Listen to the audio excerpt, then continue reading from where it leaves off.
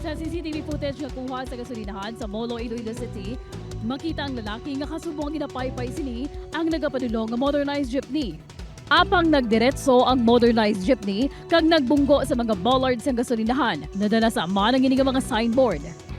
Makita ang pagyudyod sa modernized PLJ sa bisikleta nga ginamaneho sang isa ka lalaki.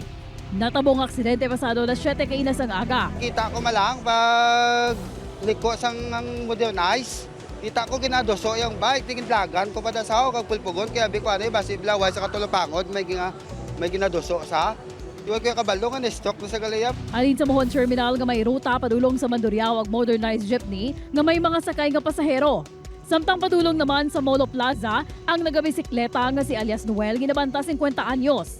Suno sa kapulisan, posible nga naglain ng pamatyag sang driver nga si Condrado Labrador, 57 anyos, rason nga wala sini na kontrol ang manibela. Posible siguro nga ilikaw. Yung itigalik siguro pag-atake siya, hindi yan naguro maulag iya kamoto ko na naman.